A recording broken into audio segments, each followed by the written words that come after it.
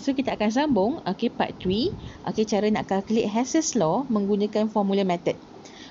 So untuk formula method ni dia boleh guna untuk certain soalan sahaja.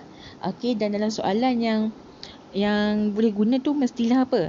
Information given mesti dah dalam bentuk enthalpy of formation. Maksudnya enthalpy reactant dan juga produk mesti dalam bentuk formation. Tapi kalau soalan tanya combustion tak ada masalah. Yang penting information given tu enthalpy of reactant dan juga enthalpy of product mesti dalam bentuk enthalpy of formation.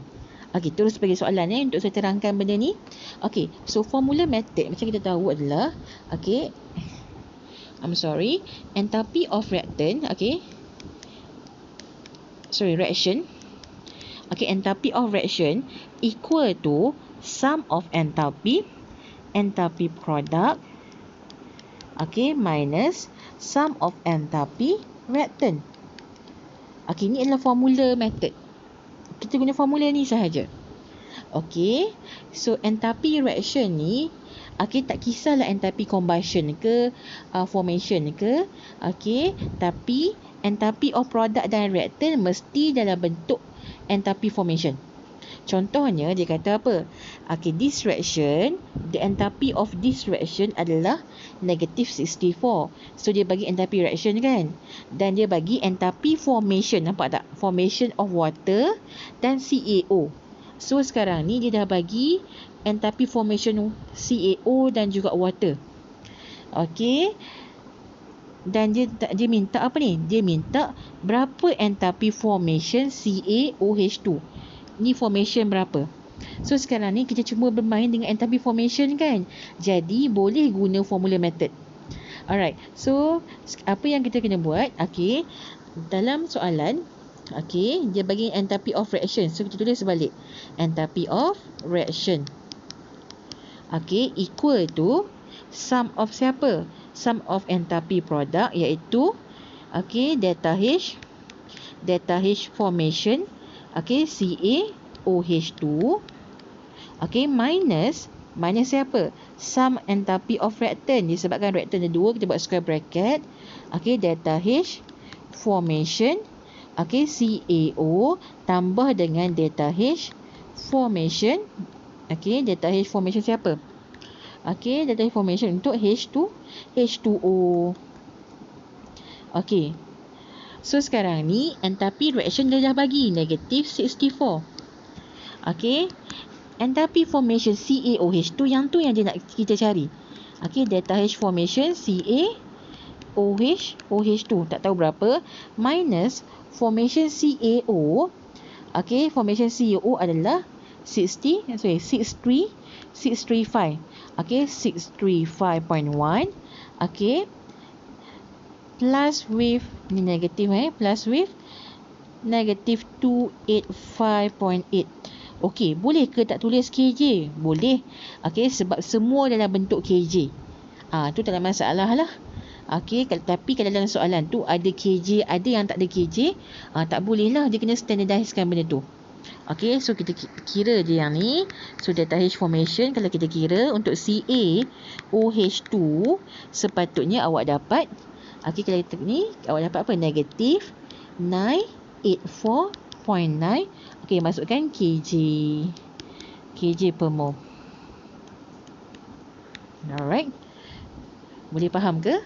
So formula method ni just enthalpy product tolak enthalpy reactant sahaja. Itu formula method. Kita pergi ke second example tengok. Untuk second example, yang kita ada sekarang ni adalah C6H12. C6H12 dia kepada apa ni? Dia kepada CH3C2OH alkohol dan juga carbon dioxide. So sekarang ni dalam box enthalpy given ni dia dah bagi enthalpy of formation untuk setiap satu reactant dan produk. Nampak tak? So enthalpy yang dia bagi adalah dalam bentuk formation. Jadi kita boleh terus guna formula method. Nak guna macam mana sayang? So enthalpy of delta H reaction equal to sum of enthalpy product minus sum of enthalpy reactant. Okey. So sekarang ni enthalpy produk awak dah ada sebab dia kata calculate the enthalpy change for the above reaction. So bermaksud dia minta berapa enthalpy of this reaction. Okey, so enthalpy produk awak dah ada. CH3, CH2OH awak dah ada. CO2 pun awak dah ada. Okey, dan reactant pun awak dah ada, CCH12O tu. Jadi masuk nilai sahaja. Tapi sebelum masuk nilai, make sure masuk dulu dia punya formula dia. Okey, delta H. Okey, delta H formation untuk CH3, CH2OH. Okey, plus dengan delta H formation, okey, CO2 minus, okey, delta H formation, okey, C6H12O. Nampak tak? Senang je. Okey, so just masuk nilai. Okey, negative 277.8. Okey, plus dengan negative 394.0. Okey, tutup kurungan balik. Alright, minus negative 1260. Okey, so sepatutnya kalau kita kira yang ni, awak akan dapat negative 83.6 kg. Alright, boleh ke? Sebab ni kesemua enthalpy dia bagilah bentuk kg, so final answer pun kg juga, bukan kg per mole. Alright, boleh faham? Okey, so sekarang ni boleh ke kalau tak nak guna formula method, nak guna method algebraic ataupun energy cycle method pun boleh. Okey, so kalau awak terlupalah adanya method, formula method ni, awak terus buat algebraic method pun boleh sayang. Okey, so dekat sini awak dah ada target equation. Okey, target equation. Okey, so dekat sini dia dah bagi enthalpy untuk help equation. Cuma dia tak bagi equation help tu lagi. So awak kena form setiap satu equation untuk reactant dan juga produk ni. Baru lepas tu awak boleh buat cancel out macam mana awak buat algebraic method.